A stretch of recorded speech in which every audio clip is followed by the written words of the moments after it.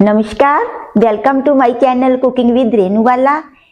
तो आज हम एक ऐसे लड्डू बनाने जा रहे हैं जो किशोर अवस्था के बच्चे होते हैं या पढ़ने वाले बच्चे होते हैं, ग्रोइंग बच्चे होते हैं, तो उनके लिए दिमागी तौर पर भी और शारीरिक दृष्टि से भी दोनों तरह से ही जो बेनिफिशियल हों, उनके शरीर और मानसिक विकास दोनों के लिए अच्छे हों। क्योंकि बहुत लोगों का तो ऐसा होता है कि काजू बादाम पिस्ते बच्चों को खिलाई जाओ, परंतु आयुर्वेद दृष्टि से ये बहुत ही गलत होता है। क्योंकि जब किशोर अवस्था में बच्चे होते हैं तो बढ़ी हुई गर्मी बहुत ही नुकसानदायक होती है। आप समझ गए होंगे, उनके शारीरिक विकास के लिए बहुत सी बाधाएं उत्पन्न करती है, बहुत से रोग उत्पन्न करती है। सही मात्रा में, सही दिशा में दी गई चीजें ही बच्चों के लिए ग्रोथ के लिए और मानसिक विकास के लिए उपयुक्त रहती हैं। तो आज हम सर्दियों को भी ध्यान में रखते हुए, मानसिक कमजोरी को भी ध्यान में रखते हुए कि मानसिक विकास अच्छा हो, दिमागी कमजोरी ना हो, तो उन सभी को ध्यान में रखते हुए बच्चों के लिए, विशेष करके ग्रोइंग बच्चों के लिए, किशोर अवस्था के बच्चों के लिए बेसन की पिन्नी बनाने जा रही हैं, खसखस बादाम वाली। तो इसके लिए हमने आधा किलो बेसन लिया है, आधा किलो देसी खांड ली है, और ये मैं मतलब के एक पा ले रही हूँ 200 ग्राम खोआ। और ये गाय का घी लेना है आपको। गाय का घी बच्चों के लिए विशेष तौर पर हड्डियों के लिए भी बढ़िया होता है और दिमाग के लिए तो होता ही है। आप ये मैंने 300 ग्राम घी लिया है, देखेंगे कितना लगता है। 4-5 हरी इलायची ली है, आधा टीस्पून ही लेंगे सिर्फ काली मिर्च का पाउडर। ये हमने नारियल लिया है पाउडर 1 बाउल, और 100 ग्राम आप ले लीजिए 50 से 100 ग्राम के बीच 4 प्रकार के मगज रहते हैं, पंसारी की दुकान पर मिल जाते हैं। खरबूजा, तरबूज, ककड़ी और क्या बोलते हैं उसको, कद्दू का पेठा, पता नहीं क्या आपके जहाँ क्या कहते हैं। 4 प्रकार के मगज बोल दीजिए, आप पंसारी को बदल देते हैं। खसखस, ये आपको क्या लेनी है, 1 किलो के पीछे हम जब 1 किलो हम की ये बेसन की हम बनाते हैं तो उसके पीछे हम 100 से 150 ग्राम के बीच खसखस डालते हैं। तो आप आधा किलो में आप 100 ग्राम 75 ग्राम से 100 ग्राम तक, इससे ज्यादा मत डालिएगा, ज्यादा से ज्यादा 100 ग्राम नहीं, 75 ग्राम ही डालिए। और बादाम की गिरी आधा किलो में 125 ग्राम और किलो में हम पाइया गिरी डालकर लड्डू बांधते हैं। 1 किलो बेसन में 250 ग्राम बादाम की गिरी डालते हैं। तो सबसे पहले तो जो खसखस है, जिसे साफ कैसे करना होता है, जो खसखस होती है आप उसे, जो जिस चीज से हम चाय नहीं छलनी कहते हैं, चाय छानने वाली, पहले इसे बाउल में पानी में डुबो दीजिए। जैसे इस प्रकार का बाउल ले लिया, इतनी खसखस इसे पानी में डालकर फिर उस छलनी में डालकर अच्छी तरह धोइए। इसमें कंकर होती हैं, छोटे छोटे भालू के कण रहते हैं, तो उन्हें अच्छी तरह साफ करके किसी कॉटन के कपड़े पर जिस प्रकार ऐसे फैलाकर उस छल्ली में निकालना पड़ेगा। चाय वाली छल्ली होती है, चाय छानने वाली, उसमें से छाले जो बहुत बारीक रहते हैं, नहीं तो आपके पानी में बह जाएंगी। तो उसमें साफ करके ऐसे कपड़ा बिछाकर मैंने इसे फैला दिया था धूप में। अगर धूप नहीं भी निकलती तो कोई बात नहीं, आप ऐसे ही 2 दिन इसे कपड़े पे, मोटे कॉटन के कपड़े पे फैलाकर सुखा लीजिए। क्योंकि मैं बताऊंगी कि किस प्रकार से आप सुखा लेंगे, बाद में अगर थोड़ी बहुत इसमें मॉइस्चर भी रह जाएगी। तो इस प्रकार से तो हमने खसखस को साफ कर लिया। फिर खसखस के इतने बारीक दाने हैं जो वो मिक्सी के ब्लेड के नीचे तो आएंगे नहीं, अगर आप ऐसे डालेंगे तो उनका कोई बेनिफिट नहीं मिलेगा। ये दिमाग के लिए बहुत बढ़िया होती है, तो इसका पूरा बेनिफिट मिले उसके लिए हम क्या करेंगे। आजकल पहले तो लोग इस प्रकार के, मैं आपको दिखाती हूँ, हमारे दादी नानी थे जो मैं घर में बनाते थे बच्चों के लिए, हम लोगों के लिए। तो इस प्रकार का इमाम जस्ता बोलते हैं, ये बहुत भारी होता है, लोहे का। इसमें डालकर वो ऐसे कूटते थे खसखस को, तो एक एक दाना महीन पाउडर बन जाता था। तो अब ना तो लोगों के घरों में ऐसे इमाम दस्ते हैं, शहरों में जो फ्लैट सिस्टम चला है, और ना ही उनमें वो कूट पाएंगे, इतनी मेहनत नहीं कर पाएंगे। तो मैंने एक सौखा तरीका बता रही हूँ खसखस को पीसने का। तो लीजिए, गैस पे एक कढ़ाई रखेंगे ताकि खसखस के पूरे बेनिफिट हमें मिल सके। और जो खसखस ली है हमने, इसीलिए बता रही थी मैं कि आप, मैंने 100 ग्राम ली है, 100 से 5-10 ग्राम कम होगी, बस मैंने ज्यादा नहीं ली। तो इसे आप कढ़ाई को गर्म करके बिल्कुल कम आंच पर थोड़ा सा भून सेक लेंगे। तभी मैं बोल रही थी ना कि आप बोल लेंगे कि सर्दी है, खसखस सूखेगी नहीं। 2 दिन में वैसे तो सूखी जाएगी, थोड़ा बहुत मॉइस्चर होगा तो इसमें निकल जाएगा। बस एक 3-4 मिनट चला लेंगे, फिर बताऊंगी कि कैसे हम इसे मिक्सी में कर पाएंगे बिल्कुल महीन पाउडर। देखिए हमने 4 मिनट बिल्कुल कम आंच पे इसे सेक लिया। एक तो जो हमने धोई थी, धूप निकली नहीं थी, सर्दी का मौसम है, जो थोड़ा बहुत मॉइस्चर होगा वो भी सूख गया। दूसरी बात, हमें ये दिखाना है कि अगर मामजिस्ता ना हो तो खसखस का पाउडर कैसे बनाएं। तो उस वजह से ये बिल्कुल अब देखिए कितना बढ़िया होगा। असली तो वैसे मजा हाथ से ही होता है। चलो हम अल्टरनेटिव कोई सब्स्टिट्यूट तो ढूंढते ही है ना, कि आजकल संभव नहीं है सबके घरों में। पहली गल तो वो होगा नहीं, दूसरी बात लोग कर नहीं पाएंगे। बस धोने समय खास प्रिकॉशन रखना है आपको। धीरे धीरे इसे छल्ली में छान कर निकालना है। बहुत बारीक कण होते हैं, पानी में बह जाते हैं।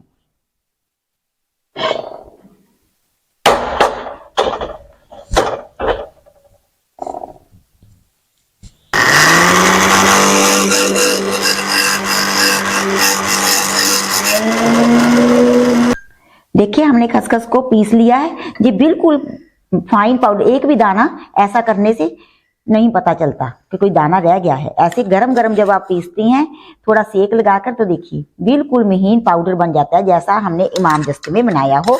तो ये खसखस को पीसने का बिल्कुल परफेक्ट तरीका है।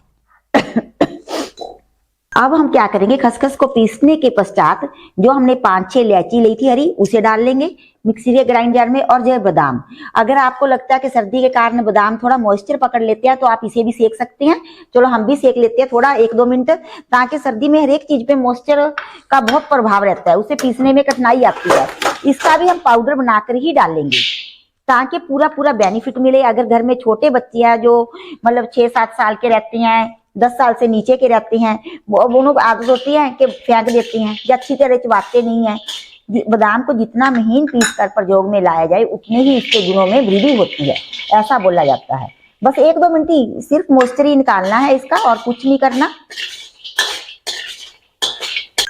ग्राइंडर वाले कंटेनर में हमने 4-5 इलायची डाल ली है, इसके साथ ही बादाम और 2-4 बादाम हमने रख लिए हैं, ताकि हम इससे पिन्नियों के ऊपर लगा सकें। ठीक है, बाकी का महीन पाउडर बनाएंगे, क्योंकि बादाम का हमने इस प्रकार से महीन पाउडर बना लिया है। बस अब मैं इसे निकालती हूँ बस, और कुछ नहीं करूंगी। हमने सारी तैयारी कर ली है। अब हम बढ़ते हैं आगे। तो उसके लिए जैसे ये 2 बर्नर है, एक बड़े वाला एक छोटे वाला, तो हम छोटे बर्नर पे कढ़ाई को रखेंगे, क्योंकि जो बेसन रहता है वो और आटों की निस्बत कंपैरेटिवली, यानी कि गेहूं का, मक्का के आटे सबकी कंपैरेटिवली क्या रहता है, काफी सॉफ्ट होता है। इसे बहुत कम आंच की जरूरत होती है, नहीं से ऊपर से तो जल जाएगा, लाल हो जाएगा, आपको लगेगा भुन गया, और अंदर से कच्चा रहेगा। जब आप खाएंगे तो आपको गले के साथ चिपकेगा, गले में कच्चेपन का एहसास होता है। जब हमें चिपकता है, गले में लगता है, जीभ पे लगता है, तो उसका मतलब होता है कि वो आटा अच्छी तरह भुना नहीं गया है, तैयार नहीं हुआ है। तो ये इसमें से पहले हम आधा घी डाल लेंगे, ठीक है जी, फिर देखेंगे आगे क्या करना है। पहले सारा इकट्ठा नहीं डालेंगे। तो अब मैं घी हो गया हमारा मेल्ट। जो छोटा बर्नर है उस पे भी हम आंच को मीडियम रखेंगे, फिर देखना कैसा बनता है। लड्डू बनाने में जब वैसे तो सारा भोजन जो बनाया जाता है, अगर आप में पेशेंस है तभी आप अच्छी कुकिंग कर सकते हैं, अदरवाइज नहीं। पेशेंस का होना बहुत जरूरी है, और मतलब कि आपको धीरे धीरे काम करना होता है। कम आंच पे मैं आज आपको भून के दिखाऊंगी कि किस प्रकार से बेसन को भुना जाता है और कितना टेस्टी बनता है। हमने सारा अपना बेसन डाल दिया है, तो आंच को पहले हम कम रखेंगे, नहीं तो एकदम से धीरे धीरे घी डालते जाएंगे जितनी जरूरत होगी। जो हमने घी डाला था देखिए वो एनफ नहीं है, तो इस प्रकार से हम थोड़ा तो और ऐड कर लेंगे, ठीक है। फिर देखेंगे, इतना अभी भी रख लेते हैं 1 कलछी, क्योंकि ये बेसन पे डिपेंड होता है। थोड़ा बहुत तो इधर उधर, वैसे तो मैंने 300 ग्राम लिया आधा किलो बेसन के पीछे, तो कई बार क्या होता है कि थोड़ा बहुत बेसन पे डिपेंड करता है किस तरह की दाल थी। तो 150 ग्राम, ज्यादा नहीं, 50 ग्राम इधर उधर भी हो जाता है। तो पहले इतने घी में ही हम अपने बेसन को देखते हैं कितना सोखता है। हाँ, एक बात और, जब हम मतलब कि अभी मिक्स करके देखेंगे तो पहले ये थोड़ा सूखा सूखा रहना चाहिए। जब भून जाएगा तो फिर ये अपना घी रिलीज कर देता है और इसका कलर भी चेंज हो जाता है। यही पहचान होती है कि हमारा बेसन है जो भुन गया है। कलर चेंज होगा, खुशबू आने लगेगी और देखिए जैसे इसने सारा घी सोख लिया ना, तो ये बाद में रिलीज कर देगा, लूज हो जाएगा। तब हमें पता चलेगा कि हमारा बेसन अच्छी तरह से भुन गया है और इसमें घी भी सफिशिएंट है। बस इस प्रकार का ही हमें चाहिए था, ज्यादा घी नहीं था, इसलिए मैंने थोड़ा रख लिया। तो अब आंच को कैसे रखना है, जो नोटवर्दी पॉइंट है, आंच हमारी क्या होनी चाहिए, कम। छोटे बर्नर पे भी कम आंच पे हमने इसे भूनना है, नहीं ऊपर से लाल लाल हो जाएगा। तभी मैं इतना जोर दे रही हूँ इस बात पर, और बीच से रह जाए कच्चा। और इसकी कंसिस्टेंसी देख लीजिए कि इतना घी मतलब कि हमें चाहिए, इससे ज्यादा नहीं। अगर ज्यादा होगा तो हमारे लड्डू लूज बनेंगे और अच्छे नहीं बनेंगे, क्योंकि भूनने पर ये अपना घी छोड़ देगा। अब आप अच्छी तरह इसे अपने दिमाग में इस पिक को मतलब के प्रिंट कर लीजिए, बाद में देखना जब मैं दिखाऊंगी कि कितना घी छोड़ देगा। तो मैंने 300 ग्राम लिया था, तो इसमें 50 ग्राम घी है, तो इट मीन्स हमारा 250 ग्राम घी लगा है। ये 50 ग्राम के लगभग है घी। हमें 5 मिनट हो गया है इसे भूनते हुए, और आपने इसे लगातार हिलाते चलाते हुए भूनना होता है। मैं इसलिए दिखा रही हूँ कि आगे से जब हमने डाला था तो कितना टाइट था और 5 मिनट बाद ही ये कितना लूज हो गया है। तो इस प्रकार से आपको घी की मात्रा सही डालनी होती है, अदरवाइज क्या होगा कि आपका ये बहुत लूज हो जाएगा अगर आप ज्यादा घी डाल देंगे। इसीलिए मैंने थोड़ा करके डाला था। तो मेरा ऐसा मान लीजिए इसमें 250 ग्राम के लगभग घी लगा है, मैंने 300 ग्राम निकाल कर रखा था। तो अब हम इसे इसी प्रकार से लगातार हिलाते हुए भूनेंगे। ऐसे आप अच्छी तरह नोट कर लीजिए चारों तरफ से, और आंच को कम रखना होता है। अगर आपके पास भारी प्यादे वाली कढ़ाई है जिसका तला भारी हो, ये वाली चीज, तो ज्यादा बढ़िया रहता है, उससे वो जलता नहीं है बेसन और बहुत अच्छा भुनता है। कभी भी हल्के तले वाली कढ़ाई का बेसन भूनने के लिए भूल कर भी प्रयोग ना करें, क्योंकि बेसन बहुत ही कोमल गिना जाता है, कोमल अनाज में आता है बेसन का जो बेसन होता है। बस देखिए हमें अपने बेसन को भूनते हुए 40 मिनट हो गए हैं, और आंच कैसी रखी है मैंने, आप पहले ये देख लीजिए, कहेंगे इतना टाइम कैसे लग गया। बिल्कुल कम, कितनी कम आंच पे मैंने भुना है, इससे भी कम है देखिए, तो तभी इतना टाइम लगा है। और अब इसका देख लिए पहले के कंपैरेटिवली कितना तो इसने घी छोड़ दिया है, कितना लूज हो गया है, कितना कलर चेंज हो गया है। अगर आप दोनों पिक्स को साइड बाय साइड लगाकर देखेंगे तो जो बादामी कलर का हो गया है। और दूसरी बात, जितना आप कम आंच पर सेकेंगे उतना ये बढ़िया सीखेगा। मैंने बिल्कुल कम आंच पर, अगर आप मीडियम पे फटाफट सेक देंगे तो वो कच्चा रह जाएगा, कलर तो उससे भी हो जाएगा। और तीसरी बात, ये फूल भी गया है, घी रिलीज कर दिया है, कलर चेंज हो गया है, और अगली बात क्या, इसमें खुशबू बहुत आ रही है। तो मेरा ऐसा मानना है कि अगर आपने कभी कम ऐसी चीजें बनाई है तो आप 5-10 मिनट ज्यादा ही भून लें, क्योंकि उससे कलर ही थोड़ा चेंज हो गया ना कि आपका कलर ज्यादा डार्क हो जाएगा, उससे तो कोई टेस्ट में मतलब फर्क नहीं पड़ेगा और खराब तो नहीं होगा। अगर हमने कच्चा रह गया 5 मिनट पहले उतार दिया तो वो वेस्ट चला जाएगा। इसलिए ज्यादा सेकने में कोई हर्ज नहीं है। अगर आपसे ज्यादा सीख जाता है, ये नोट करके चलें, अगर कम सीख गया तो सारा सामान बेकार हो जाएगा, कच्चापन आएगा। देखिए कलर कितना बदल गया है, कितना फूला फूला हो गया, आपको दिखाई देता होगा जब मैं कच्ची चला रही हूँ कि कैसे ये देखो बबल से बन रही हैं, फूला फूला हो गया है और घी कितना छोड़ दिया है। अब हमने एक बात मैं आपको कहना भूल गई थी, जब मैंने खोए की बात की थी, जब भी खोआ निकाल लें, जब बाजार से लेके आए, घर में निकाले तो खूब मतलब उसे भून भून कर निकाल लें, हैं, ऐसा नहीं कि दूध रह जाए। अगर बाजार से लेकर आते हैं तो एक कढ़ाई में उस खोए को डालकर, ऐसे कुछ नहीं मिलाना घी तेल, और उसे भूनना होता है ऐसे ऐसे चला कर, ताकि बाजार वाले जो थोड़ा बहुत दूध छोड़ देते हैं उससे वो दूध जल जाए, और जो हमारा बनाया हुआ सामान है वो लंबे समय तक बाहर भी खराब ना हो। क्योंकि सर्दी में हम जो भी सामान बनाते हैं हमारा मकसद होता है कि पूरी सर्दी 2 महीने तो खा ही सके ना, खराब ना हो। अब मैंने खोआ इसमें इसलिए डाला है ताकि अच्छी तरह जो ये नरम होकर उसमें मिक्स हो जाए। अब भी आंच को कम ही रखना होता है, अच्छी तरह हम इसे तोड़ तोड़ कर मिक्स कर लेंगे।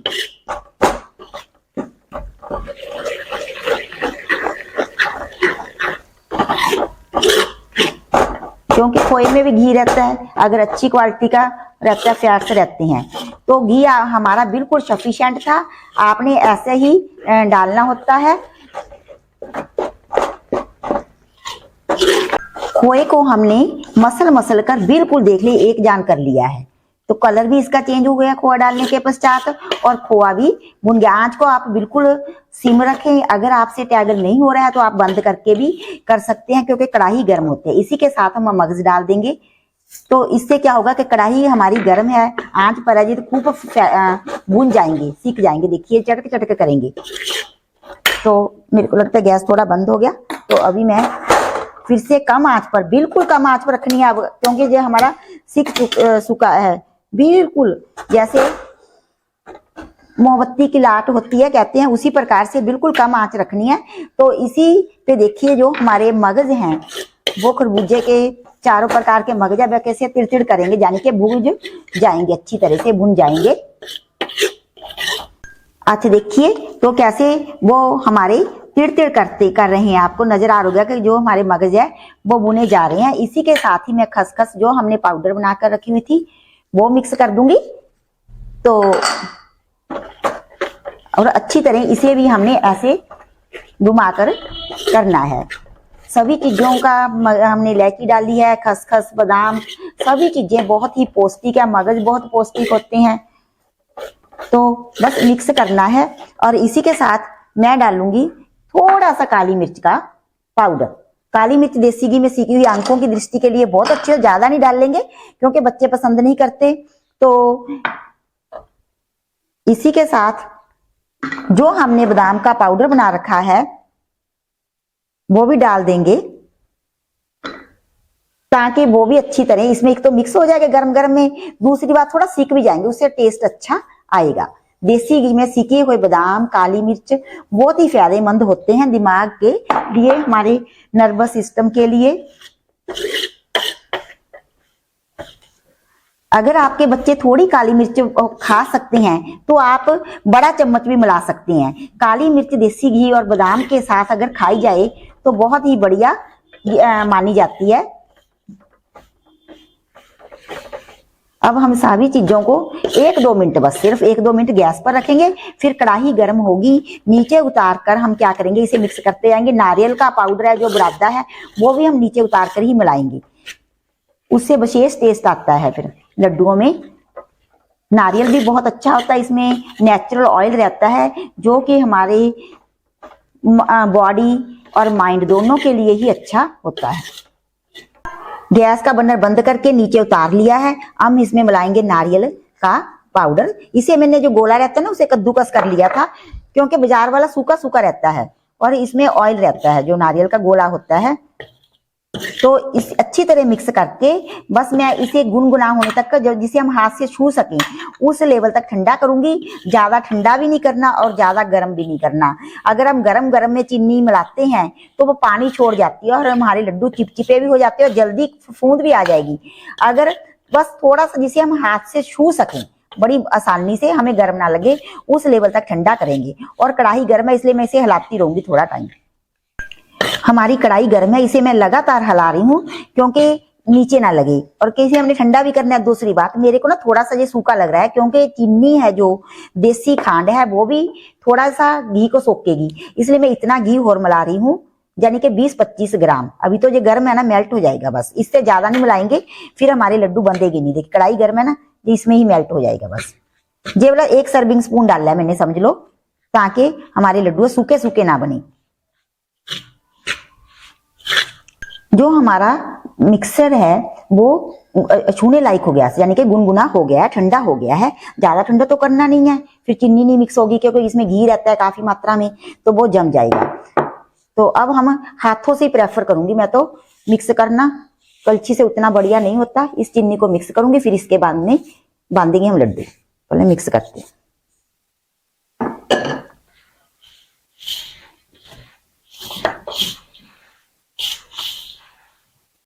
देखिए इस प्रकार से हम इसके लड्डू बांध लेंगे। जी लड्डू है जो हमारे ना तो बिल्कुल सूखे हैं ना बिल्कुल गीले हैं, हमारा घी बिल्कुल परफेक्ट है। जो हमने 300 ग्राम घी लिया था उसमें से हमारा सिर्फ 1 सर्विंग स्पून जिससे मैंने डाला था ना घी, वो ही बचा है, वो भी मैंने बचा लिया है कि भी ज्यादा गीले गीले ना फिर टाइट हो जाएंगे। इसमें खोआ भी डाला है तो इस प्रकार से देखिए मैं बाकी के लड्डू भी अपने बांध लूंगी और इस पे हम साथ ही साथ एक एक बादाम की कतरन भी लगाते जाएंगे। ये लड्डू खाने में टेस्टी तो है ही हैं और क्या है बेहद पौष्टिक है। तो आप इस प्रकार से सारे लड्डू बना लें। देखिए हमने अपने सारे लड्डू बांध लिए हैं और इतने मटेरियल से इतने लड्डू बने हैं और हमने थोड़ा टेस्ट करके देखा तो बेहद ही टेस्टी, स्वादिष्ट और पौष्टिक लड्डू बने हैं। तो आप भी इस प्रकार से मेरे को फॉलो करते हुए लड्डुओं की रेसिपी ट्राई करें। बस एक बात को जो हमने ध्यान में रखना है ये कि कम आंच पर बेसन को भूनना है। अगर बाजार का खोआ लेकर आ रहे हैं तो उसे पहले दूध को एक मतलब अलग कढ़ाई में डालकर जला लें, उसमें वो दूध छोड़ देते हैं, यानी कि उसको भून लें खोए को जो बाजार से लेकर आते हैं। अगर घर में बना रहे हैं तो बिल्कुल दूध को सुखाकर अच्छी तरह ही खोया तैयार करें। फिर आप इसकी सेल्फ लाइफ बहुत लंबी होगी। आप 2-3 महीने तक भी अगर स्टोर करके रखेंगे तो बिल्कुल खराब नहीं होंगे लड्डू। और एक अच्छी तरह भूनना है बेसन को, बिल्कुल कम आंच पर। आप इतने मटेरियल को 40-45 मिनट तक तो भून ही लें, तो ताकि 5-10 मिनट ज्यादा अधिक भून लेंगे तो कोई मतलब खराब होने की बात नहीं है। अगर कम भूनेंगे तो कच्चा रह जाएगा। इतनी अगले बातों को ध्यान में रखेंगे, फॉलो करेंगे तो आपके लड्डू बहुत ही टेस्टी बनेंगे। और आप भी इस प्रकार से लड्डू बनाइए, मेरे को कमेंट बॉक्स में कमेंट डालकर बताएं कि मेरी रेसिपीज आपको कैसी लगती हैं। पेड़ पौधे लगाएं, पानी बचाएं। अब हम मिलेंगे नेक्स्ट रेसिपी के साथ, तब तक के लिए शुक्रिया, बाय बाय।